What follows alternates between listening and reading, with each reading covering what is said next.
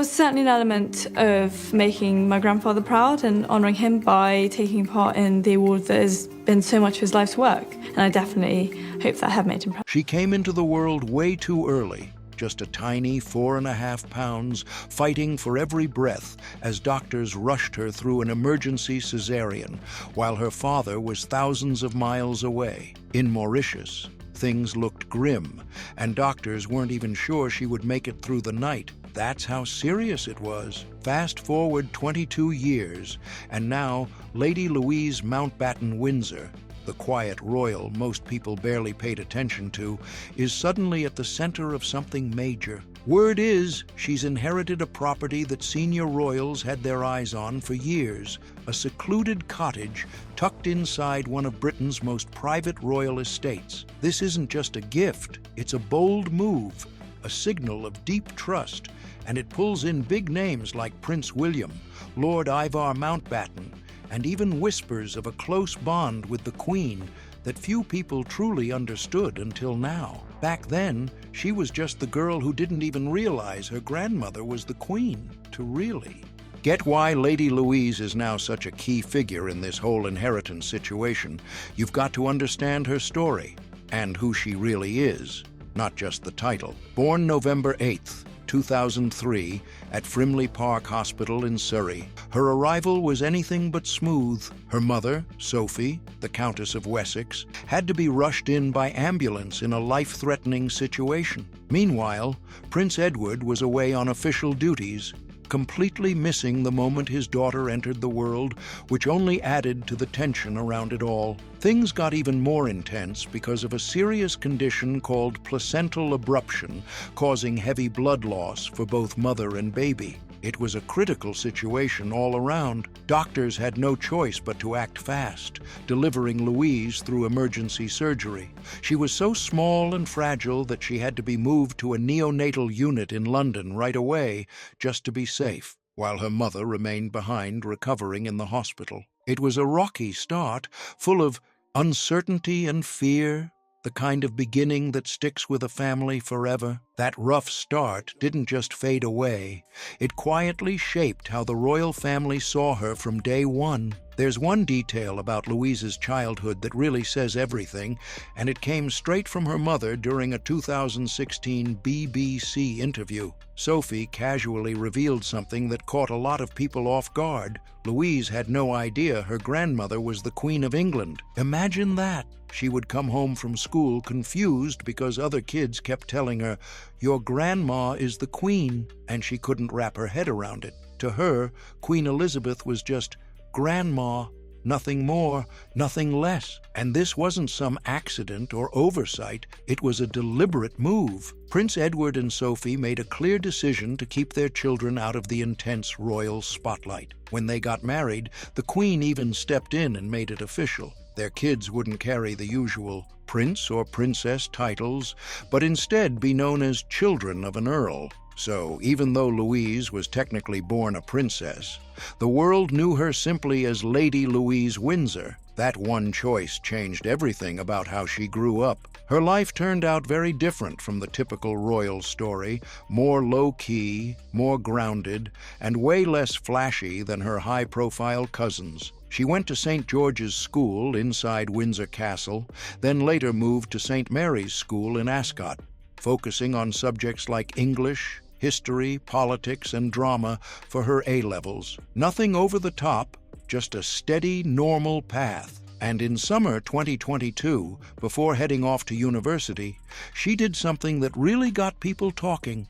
She took a regular job at a garden center and earned her own money like anyone else. There's even a moment that had people doing double takes. She was spotted sitting on the floor of a packed train, laptop open, working quietly because there were no seats, no special treatment, no fuss. One royal insider even called her the most down-to-earth member of the entire family, which says a lot. And it's exactly this calm, unpretentious energy that reportedly brought her closer to Queen Elizabeth than anyone expected, building a bond that stood out in a family full of big personalities.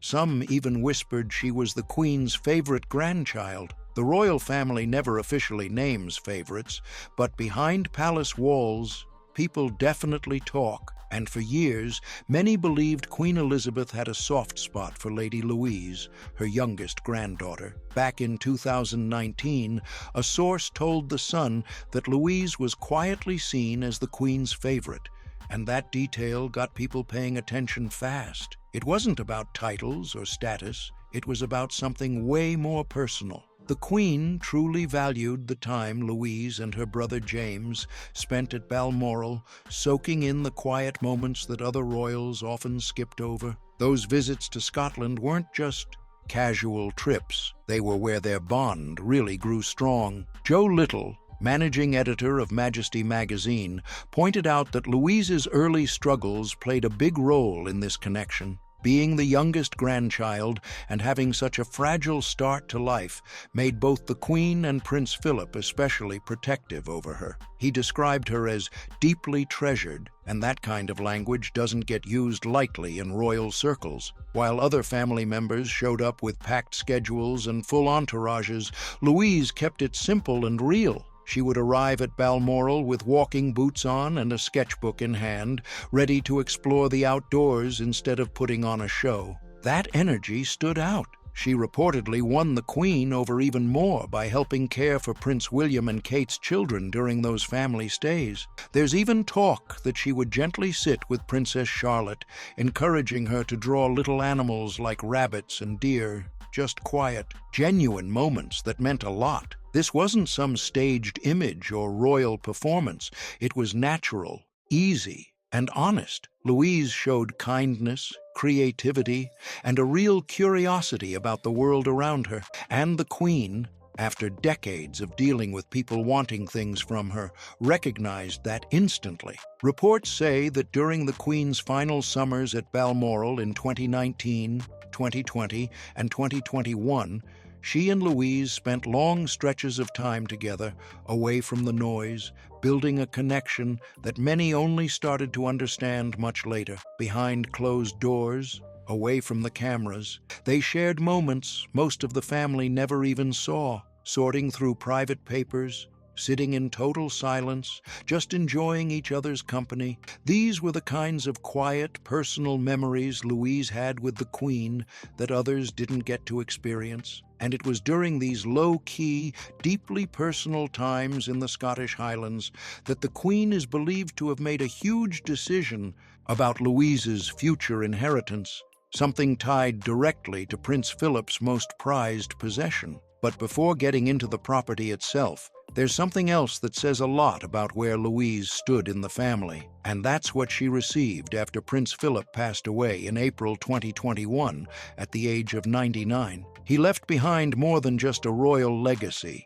He left pieces of his personal world, and the most meaningful ones went straight to Lady Louise. That alone raised eyebrows. Prince Philip had a lifelong passion for carriage driving, and he didn't just keep it to himself. He passed that love right down to Louise. He was a major force in making competitive carriage driving popular in Britain back in the 1970s, and he kept at it well into his 90s, which is wild when you think about it. Louise picked up the sport when she was still young, and it quickly became something they bonded over in a real hands-on way. When he passed, Philip left her his fell, ponies, Balmoral Nevis and Knotlaw Storm, along with his iconic dark green four-wheeled carriage. And this wasn't just any carriage. It was the very one used during his funeral procession, making it even more meaningful. That kind of inheritance wasn't random. It spoke volumes about their connection and the trust he had in her to carry it forward. And she didn't just tuck those gifts away. She stepped up and honored them in public. At the Platinum Jubilee Royal Windsor Horse Show in 2022, Louise led the Fell Pony Society Centenary Parade, proudly driving her grandfather's carriage. The moment hit hard for a lot of people watching, and reports say it even brought the Queen to tears. It turned into one of the last powerful public moments where their shared bond was on full display. Louise's mother, Sophie, has never hidden how proud she is of her daughter's natural talent when it comes to carriage driving, and it's not just family hype. Trainer Sarah Howe backed it up, praising Louise's dedication and calling her an absolute joy to work with. That says a lot, especially in a sport where discipline really matters. Howe even pointed out something that made Louise stand out even more. She didn't want special treatment at competitions. Instead of using her royal title, she chose to go by the family name, Mountbatten-Windsor, keeping things low-key and real. That combination, skill, humility, and a deep emotional tie to her grandfather's legacy, made one thing clear. Louise doesn't just inherit things and move on, she actually respects and carries them forward. And that reputation started to matter a lot once questions about bigger inheritances, like property, began to surface, because suddenly people weren't just looking at what she received, but why she was chosen in the first place. Now, here's where another key name enters the picture: Lord Ivar Mountbatten. His connection to Louise isn't random at all. Lord Ivar Alexander Michael Mountbatten is a British aristocrat and also a second cousin to King Charles III, but more importantly, he's Lady Louise's godfather. That role goes way beyond a title. It reflects a close, long-standing bond between the Mountbatten and Edinburgh families that stretches back years,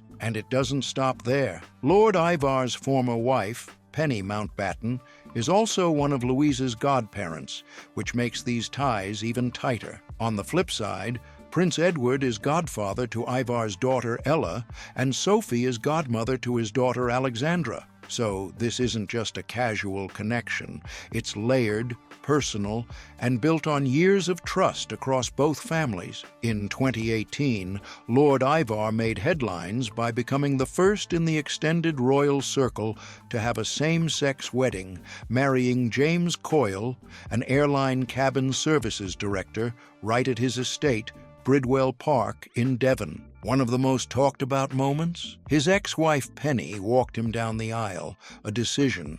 Encouraged by their 3 daughters, it was unexpected, but it meant a lot. Then, in a 2026 interview, Lord Ivar opened up even more about just how close he remains with the Edinburgh family, giving a rare glimpse into the real relationships behind all the titles. He described Prince Edward and Sophie as genuinely good friends, the kind who don't just keep things formal, but actually show up and spend time together. He even mentioned that they often visit him down in Devon, and Sophie has stayed at his home when she's in the area. That's how close these connections really are. When talking about his goddaughter, Louise, he kept it real, saying they text each other often, but also understand that young people have their own busy lives to manage. It's not forced, it's natural, and that makes the bond even stronger. Now, Lord Ivar's role in this whole inheritance story isn't just symbolic.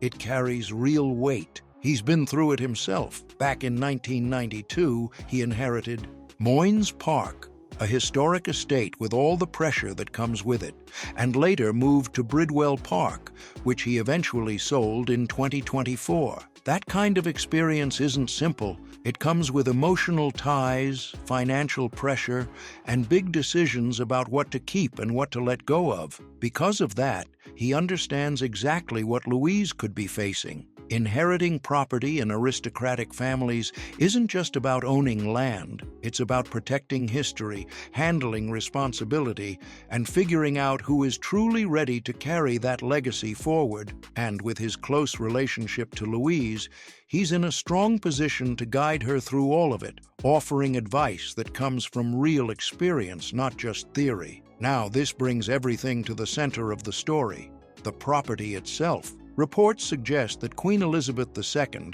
made a very specific decision. Lady Louise would inherit a cottage located on the Balmoral estate in Scotland, and that detail matters more than it might seem at first glance. Balmoral isn't just another royal residence, it's one of the rare properties, along with Sandringham, that the monarch owns privately rather than through the Crown estate. That changes everything. It means the Queen had full control to pass parts of it on however she wanted, without the usual restrictions tied to official royal properties. And choosing Louise for something like this? That sends a message people are still trying to fully understand. Everything else, Buckingham Palace, Windsor Castle, Kensington Palace, those belong to the nation. But Balmoral, that was personally hers. No questions asked, and that changes the whole story. Balmoral wasn't just another royal property to Queen Elizabeth. It was her escape, her safe space, the one place where she could truly relax and feel connected to her family's past. Every summer, she returned there like clockwork, walking through the hills, enjoying quiet picnics by the river, and attending the small local church at Secrecy.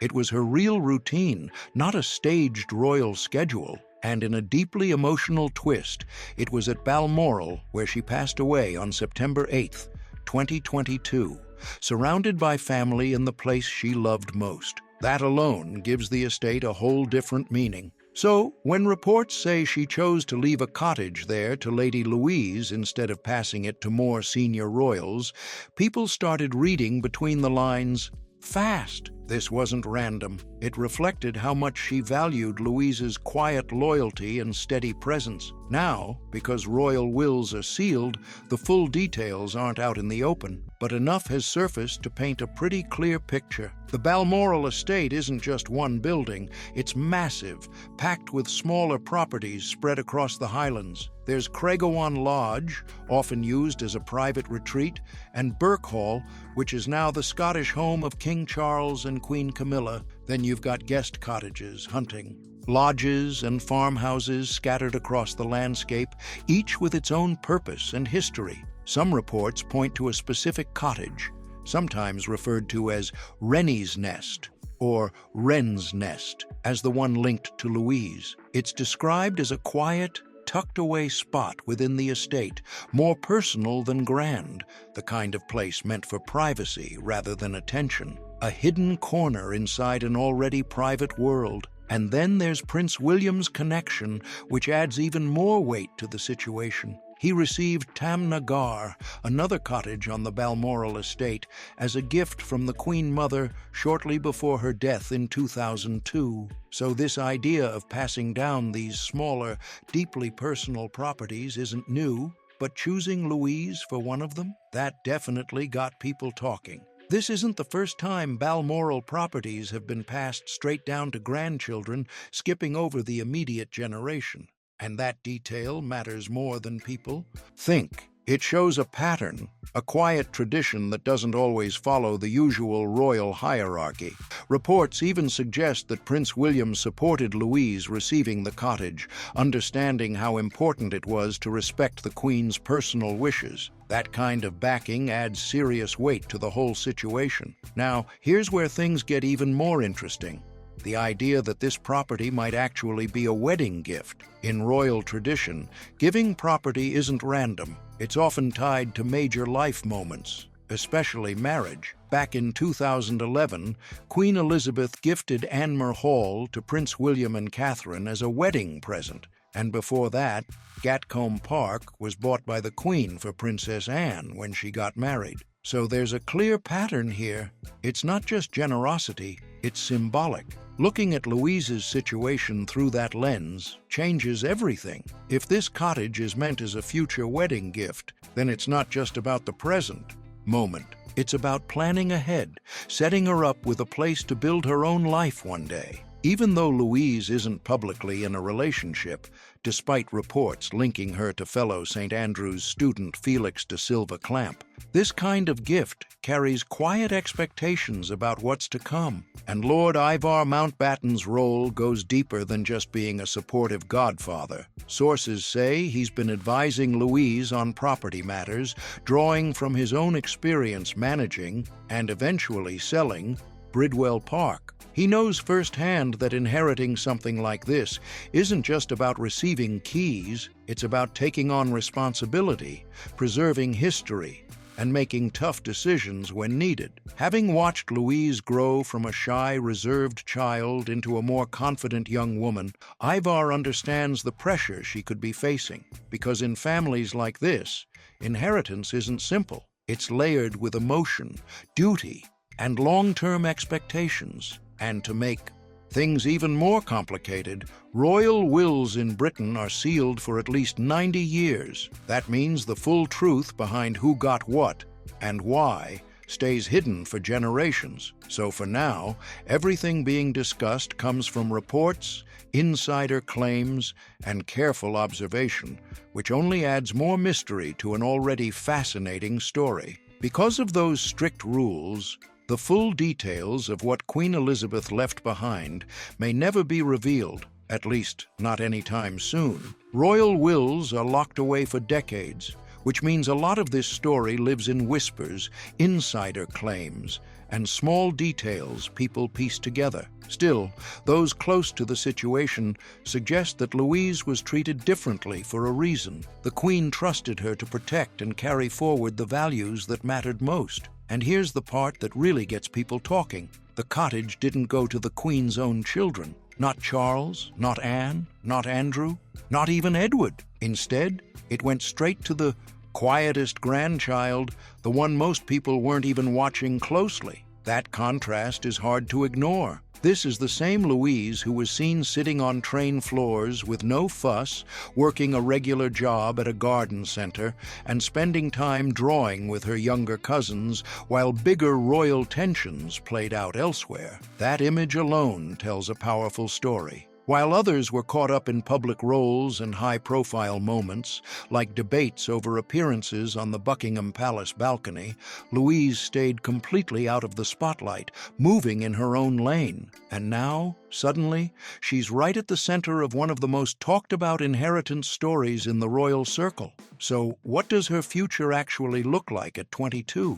She's currently in her final year studying English at the University of St. Andrews, the same place where Prince William met Catherine Middleton years earlier. That connection alone has people paying attention. But Louise isn't just following a traditional academic path. She's also stepped into something far more unexpected. She joined the University Officers Training Corps, part of the British Army's training program for students. And when photos surfaced of her in full military gear, including a helmet marked Windsor, it caught a lot of people off guard. It showed a completely different side of her, one that mixes discipline, independence, and a readiness to take on challenges that go far beyond royal expectations. Louise's military involvement isn't just for show, it's being taken seriously, and people are starting to notice. Royal commentator Richard Fitzwilliams pointed out that she seems to carry the same mindset and calm strength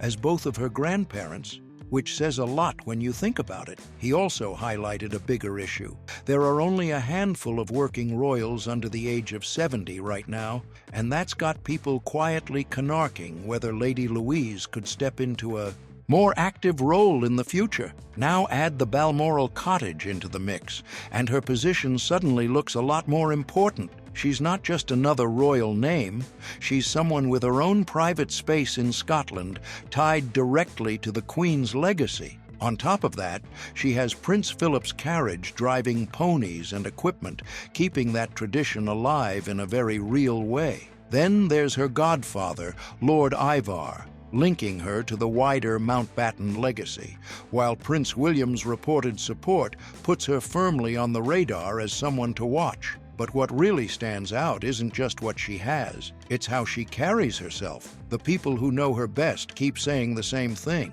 She doesn't lean on her royal status. Her carriage driving trainer made it clear that Louise works hard, stays focused, and is always trying to improve. No shortcuts, no special treatment. That kind of attitude isn't easy to fake. At the same time, her godfather stays in regular contact, checking in and keeping that bond strong, not just formally, but personally. And Sophie, her mother, has been clear about one thing. She wants Louise to have the freedom to choose her own direction, not feel boxed in by expectations. So, while the spotlight is slowly turning her way, Louise still holds the power to decide exactly how far she wants to step into it. All of this builds to one big question. What will Lady Louise actually do with everything she's been given? Because having a legacy handed to you is one thing, but choosing how to use it is where the real story begins. And right now, Louise is standing at a crossroads that could quietly reshape her role in the royal family. Unlike many before her, she's not being pushed into a fixed path. There's no official announcement, no strict timeline, no pressure being made public. But behind the scenes, expectations are definitely there. With a Balmoral cottage tied to the Queen's personal wishes, Prince Philip's legacy in her hands, and strong connections through figures like Lord Ivar and Prince William, she's in a position that's both powerful and unpredictable. Some insiders believe she could slowly step into a supporting royal role, not as a headline figure, but as someone reliable, steady, and drama-free. That's something the monarchy has been needing more of lately. Others think she may keep things more private, balancing a professional career with occasional royal appearances, staying true to the low-key life she's always known. And then there's the bigger picture, timing. The royal family is clearly going through a period of change, with fewer younger working members and increasing pressure to stay relevant. That opens the door for someone like Louise, who already has public goodwill without the baggage of controversy. She represents a different kind of royal image, calm, grounded, and quietly capable, but nothing is locked in. The most important detail in all of this is still her independence. Every sign so far shows that Louise values living life on her own terms, whether that's studying, working, or even sitting on a train floor without making a scene. That mindset could shape every decision she makes moving forward. So, while the inheritance, the titles, and the connections all matter, the real story is still unfolding, because in the end, Lady Louise isn't just inheriting history, she's deciding what kind of future she wants to build from it. This whole story says more than people first realize. The so-called Wren's nest, or whatever the cottage is ultimately called, isn't just another royal property, it's a symbol of trust, passed down from Queen Elizabeth herself. And that kind of trust wasn't given out lightly. The Queen clearly saw something in Louise that others may have overlooked for years, something quiet but powerful. She didn't hand this place to someone chasing attention or trying to turn it into something flashy. She gave it to someone who would respect what it really is, a peaceful, private escape, the same way she cherished it for decades. That decision speaks volumes. It shows that in a family often defined by status and visibility, the Queen valued something different: consistency, calm energy, and genuine character. Lady Louise didn't just receive a house, she stepped into a responsibility, a legacy built on personal meaning rather than public image. And from everything we've seen so far, she's not taking that lightly. The early signs all point to someone who understands what's been placed in her hands and is willing to protect it in her own quiet way. Now it's your turn to weigh in. Do you think Lady Louise is the royal family's best-kept secret? And what do you think Queen Elizabeth saw in her that others are only just starting to notice? If you found this story interesting, make sure to like, subscribe, share, and drop your thoughts in the comments below.